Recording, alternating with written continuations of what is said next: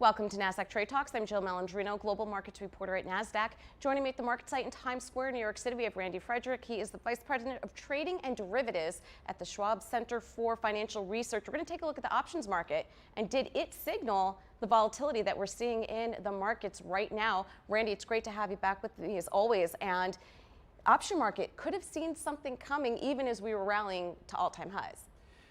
It did to some extent. I mean, we didn't know exactly what would happen. I think this coronavirus outbreak is probably the most classic example of a black swan event that you could come up with, because who knew where it would hit, when it would hit, if it would hit, how it would impact things? Nobody knew.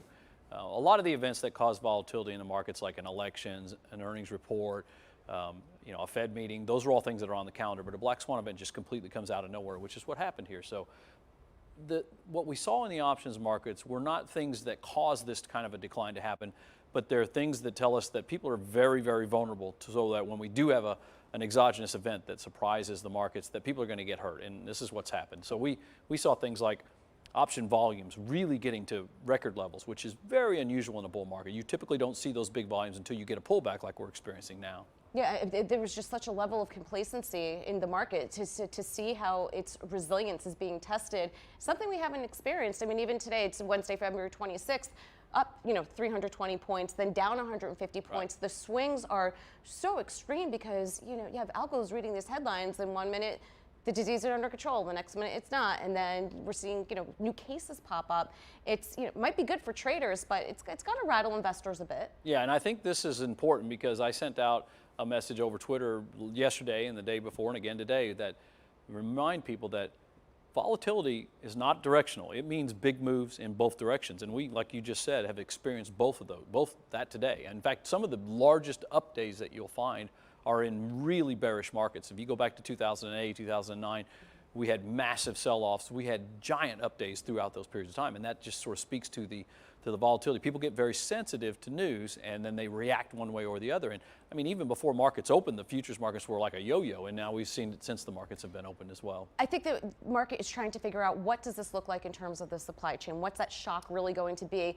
We understand it might impact a couple of quarters, that's fine, but consumer spend was really the story for 2019. If conferences aren't taking place, if people are going to be cautious and not go out to dinner or the movies, and the service sector gets impacted, that's money that typically goes back into the economy. And I think we're trying to discern what that's going to look like. Right. So there's a lot to that statement. So first of all, in developed markets, for the most case, and the United States is no exception, about 70% of GDP is driven by consumer spending.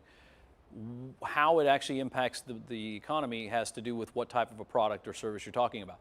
If you were going to buy a new cell phone and you can't go out because of either the store's been closed or the manufacturer who produces that phone is no longer building it because of restrictions, then you'll probably just wait and go out next month and buy that phone then. On the other hand, if you wanted to go out to dinner with your spouse on Wednesday, but the restaurant's closed because of a quarantine, that doesn't mean you're going to go out twice next week. And so I always say you need to divide things into consumables and durables. If they're consumables, chances are that revenue that's lost is lost and it's not coming back. If it's a durable, chances are that any revenue that's lost in, say, Q1 can be made up for in Q2 or Q3. If you need a new car, the fact that you wait an extra month or two doesn't mean you don't need a new car any longer. You're still going to have to get that new car eventually. But on the other hand, if you're talking about taking a vacation, staying at a hotel room, going to a casino, eating out at a restaurant, all of those things that you don't do are just lost, and they don't come back. Yeah. Politics. Always fun to talk about. Has that been priced into the market yet? You could argue the healthcare sector with Sanders as the front runner could see some pressure. Yeah, I mean, if you go back to 2016, you'll see that the markets really didn't pay a lot of attention to what was going on in the politics until about the 1st of September. At that point, we had an uptick in volatility, which pretty much stayed with us until the election day. My expectation was that this year we would see similar things. You're right, if there's one sector that seems to have been impacted by this, and it's not just in 2020, this goes all the way back into 2019, an underperforming sector for a long time without any other explicable reason has been healthcare. And it happens to be one of the sectors that we have an outperform on, and we've had an outperform on it longer than any other, part of the reason being that it hasn't been driven to astronomically high valuations like some of the other sectors has. Yeah. And it may be a proper read, it may be a misread.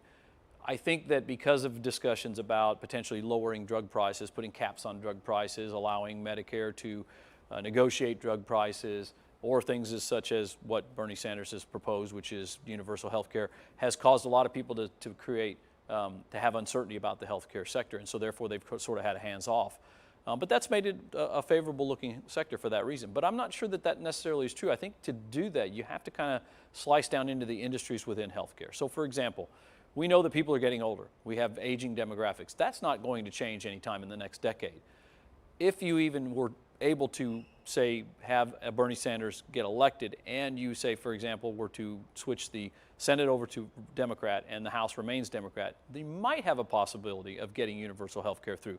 And if that happened, the only one of the industries within the healthcare sector that would maybe get clobbered would be the health insurance industry. But I don't know that it would necessarily be bad for pharmaceuticals, for biotechs, for hospital management companies, for any doctors.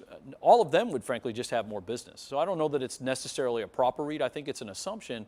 And then even in that case, again, it's still a long shot that it could happen. Getting something like that through, which is a fundamental change in how we do healthcare in this country, that would be a major, major undertaking, and it would be difficult to do. You know, when you think of Schwab, you think of retail investors. You have such a huge base of clients. As a retail investor, we don't get to watch the news all day long like you and I do. We're in finance, but you come home, you turn on the 5, 6 o'clock news, you see the headlines that we've already worked through our heads with what the FDA and CDC are saying. Then you take a look at what's happened in the market, and Dow's down 2,000 points up between Monday and Tuesday. How are they processing it? What are you hearing from Schwab clients? Are they staying long and invested?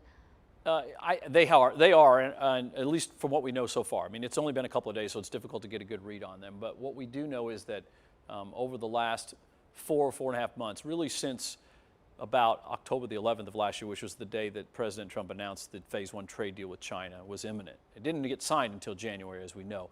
But from that day forward, from October 11th forward, the markets have been irrationally bullish. They really have. I mean, the market has just been going straight up at a 45-degree angle with very few pullbacks, even minuscule 1.5% pullbacks. So it was almost, I don't mean to be insulting about it, but it was a stubborn bullishness to some extent, because whenever I or anyone else on the research team presented things that could potentially be problematic or that might cause some volatility in the market or that maybe require some caution, people just like, I don't want to hear it. I just don't want to hear it. I'm bullish. I don't care what you say.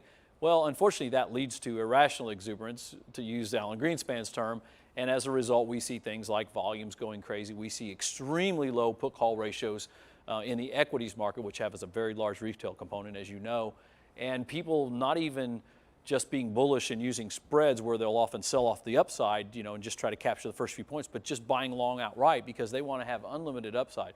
Unfortunately, what ends up happening then is when you do have an exogenous event like we had, then we see this major meltdown that we've had. And again, this doesn't cause it, but it causes people to be much more vulnerable and to get hurt worse when it happens. So I've been trying to warn people about this for the last several weeks, that when you see really low put-call ratios, when you see high long calls being opened and very low short calls being opened, that people are being irrationally bullish. And unfortunately, we know that at some point we're probably going to get a reversal. We just can't pinpoint it to the day. I wish we could. But here we are, and it's happened, unfortunately. All right, Randy, great insight as always. Thanks for joining me at MarketSite. And thanks for joining me on Trade Talks. I'm Jill Malandrino, Global Markets Reporter at Nasdaq.